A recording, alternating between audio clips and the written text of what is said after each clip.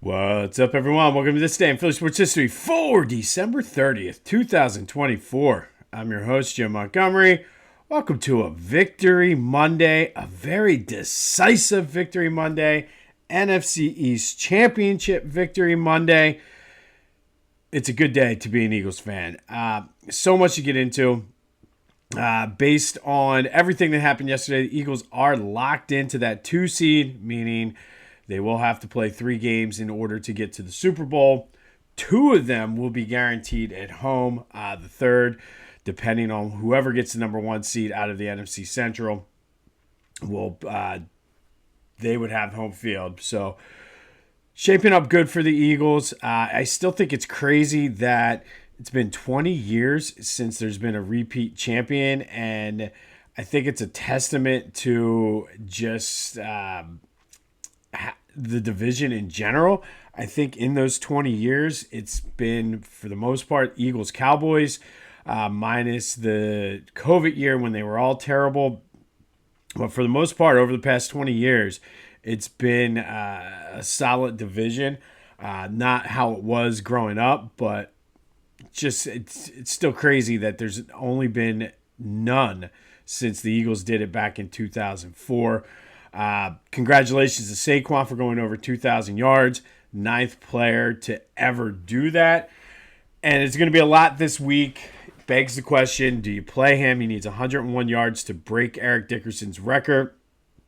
And it's very early on in the week. As I always do, I kind of just give you my notes without really looking at post-game interviews and things like that. I did see more than what I normally would today. But just early reactions here on a Victory Monday. I think you handle it. It depends. And I think a lot comes down to Jalen. And I feel as though if Jalen is cleared this week, I would like to see him get a few reps just so he kind of remains sharp. You don't necessarily want him going into a playoff game having been off the previous 2 weeks. I do think if there's anybody that can handle that it's Jalen. So right now I'm thinking you handle it as like an old school preseason game where you let them play for a quarter, maybe into the second quarter, see how things are going and evaluate it from there. If Saquon needs like 30, 40 yards, maybe you kind of keep pounding it to him. But I think he summed it up best where he didn't sign here to break records, win divisions, or anything like that. You got to do what's best for the team. I just think I would like to see Jalen get a few reps just to kind of get some of that rust from not playing this week off.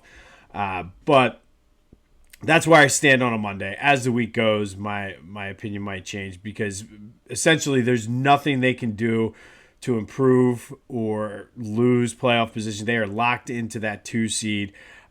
So for the most part, there's not really a reason for them to play. Kenny Pickett was solid. Tanner McKee was good. They even did a tush push with Kenny with the broken ribs. So we'll see what that means moving forward. But Tanner McKee looked very, very strong back there in the pocket. Maybe, just maybe, proving that he could be the backup moving forward for next year. Defense was outstanding. They did exactly what they needed to do. Eagles are still 4-0 since they brought back the Kelly Green jerseys. We lost our bet, but who cares? I did not expect the Cowboys to just be as bad as they were, especially the way they've been playing. So that's one of those bets that I'll take that we lost. I think we need to really take a hard look at Nick Sirianni. I mean, this dude deserves a ton of credit for yesterday's game. Backup quarterback, you had your third string quarterback in there, and he had that team ready to play. 47 wins in his first 4 seasons. I saw the stat on the screen. Second all time only to George Seifert. And I do think that what this does is kind of tell you that maybe, just maybe, Nick Sirianni isn't a bad coach. Everybody, the talk coming in was, what does he do? He doesn't do anything. He's a loose cannon. However, I think that was his best performance of the season yesterday. having that team ready to rally around a backup quarterback like that, I mean, that cannot be overlooked. Jake Elliott seems to be out of his slump, which is good. Um, this is just a special team. Very, very special team. The sky's the limit. It looks like they might, depending on how things come out, it'll either be Washington or Green Bay who they're playing in the first round. I don't really have a preference either way, but this team is special, and I really will be monitoring Jalen's health and seeing where they are, because like I would prefer him to get some reps, not necessarily full game, not even maybe a half, but just some reps. Treat it like one of those old school preseason games back when the starters would play. But great win, 41-7 for the Eagles over the Cowboys. It's always a little bit more special to clinch the division against the Cowboys. But those are kind of my initial takes from the game.